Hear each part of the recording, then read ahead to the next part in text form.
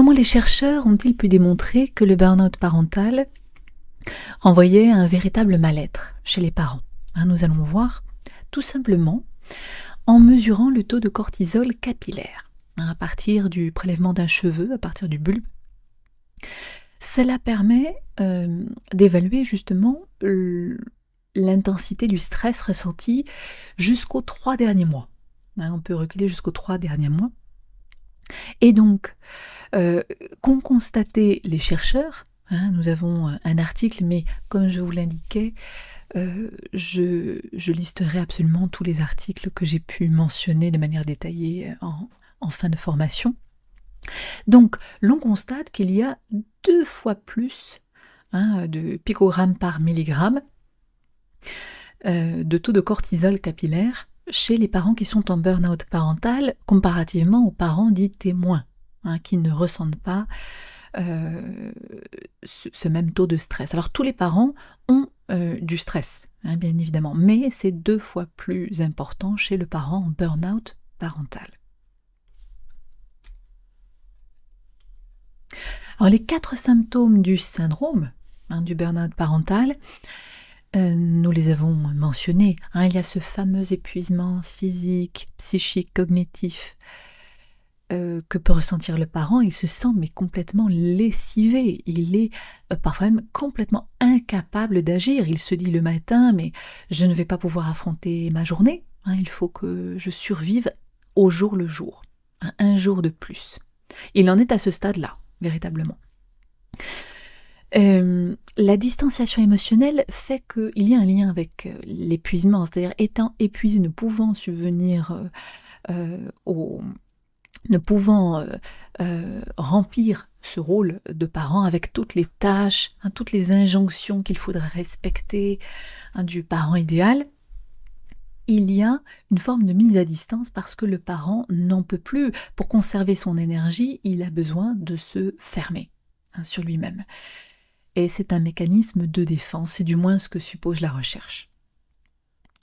Il y a une perte de plaisir à être parent indéniable que ressentent les parents dans les témoignages. Le parent se sent saturé, il n'est plus capable, c'est un symptôme dépressif, il n'est plus capable de ressentir du plaisir, mais rappelons-le, uniquement dans la sphère de la parentalité, dans le lien à l'enfant. Il n'a plus le plaisir, plus le goût de préparer les repas, plus le goût de partager un moment avec son enfant. En général, il veut plutôt l'éloigner. Laisse-moi tranquille. Et enfin, il y a ce fameux contraste avec le soi. Alors, c'est difficile il faut qu'il y ait contraste, mais contraste avec quoi? Si par exemple le burn-out parental survient dès la naissance du premier enfant, il est difficile de parler de contraste avec le parent que l'on était. Mais en général, il y a un vrai contraste. On se dit effectivement, avant, je m'en sortais mieux, avant, je prenais du plaisir, avant, je me sentais plus détendue, avant. Et maintenant, ce n'est plus du tout le cas. Je ne me reconnais plus, je me sens en colère, irritée, etc. Et si l'on n'a pas eu d'état avec lequel comparer, d'état ou de comportement auquel comparer le parent que l'on est devenu, eh bien on peut imaginer la comparaison entre ce que l'on pensait être ou la personne que l'on était habituellement hors du cadre parental. Mais il y a un décalage, forcément, qui est observé. Alors il existe de véritables outils diagnostiques qui ont été conçus par la recherche pour évaluer ce burn-out parental. Il y en a plusieurs. Les deux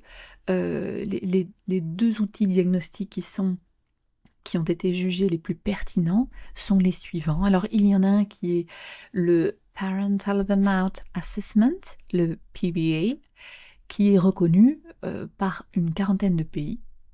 C'est une référence internationale. Il a été conçu par les 2 chercheuses belges dont je vous ai parlé, Isabelle Roskam et Moira Mikolajczak. Et il se base sur 23 items. C'est-à-dire que le test qui est à réaliser comporte 23 questions. Il existe une forme abrégée de cet outil d'autodiagnostic, puisque c'est le parent lui-même qui complète, qui répond aux questions sur une échelle de Likert, c'est-à-dire un peu, hein, régulièrement, peu fréquemment, etc., jamais. Et il existe donc le même test, mais avec moins de questions, des questions reformulées, hein, de sorte que les éléments essentiels puissent ressortir. Ça permet notamment au médecin généraliste de pouvoir le proposer au patient dans son cabinet, plutôt que de poser 23 questions et qui requièrent quand même un certain temps de réflexion. Effectivement, il n'y en a que 8. Ce qui permet au moins d'être interpellé, de se dire oui, là, il y a quand même des éléments qui peuvent attirer notre attention, et donc vous pourrez faire le test avec les 23 questions. Il y a toujours, pour s'autodiagnostiquer, le recours à un moment ou à un autre à cette fameuse métaphore de la balance, hein, qui comporte, qui nous invite à lister les facteurs de stress, ou ce que l'on appelle aussi stresseurs, un néologisme, et les facteurs de protection, qui sont plutôt nos ressources. Et on peut se rendre compte, sans même réaliser d'ailleurs les deux tests précités, on peut se rendre compte en listant tous les éléments qui nous stressent au quotidien, à partir de différentes familles, souvent représentées sous forme de bulles, plus ou moins grandes, sur la balance. Nous pouvons observer rien qu'à l'œil nu le nombre, la quantité et l'importance de ces facteurs de stress comparativement aux ressources dont nous disposons.